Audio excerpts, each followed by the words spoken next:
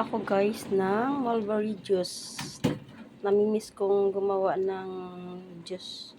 So matagal-tagal din na hindi ako gumawa. Siguro mga 2 months. Oh, yeah. Yan.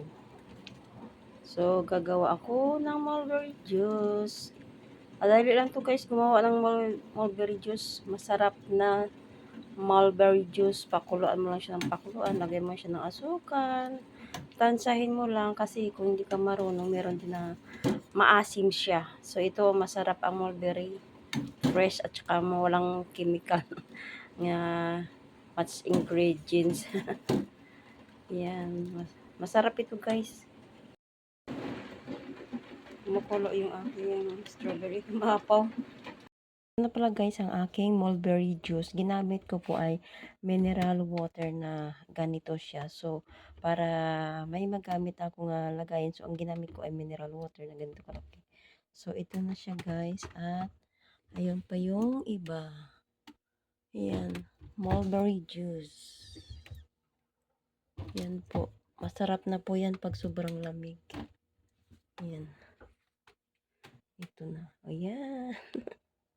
Ito na guys ang aking mulberry juice. So, habang nag-aantay ako magpapadry ng aking buhok. So, ito. Ito ay hindi siya nakaabot na isang buwan bata. Pang last na ano.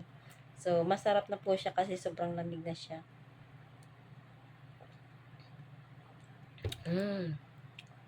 Tama lang yung ano niya. Tama.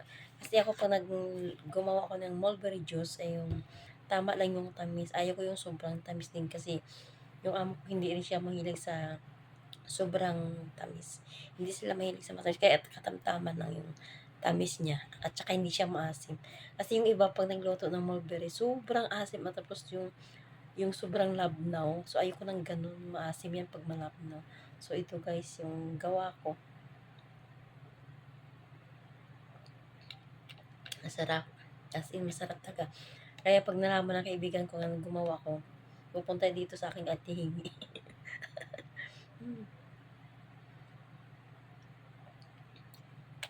Pag bumili din ako ng gulay, nagdadala ako ng dalawang bottle.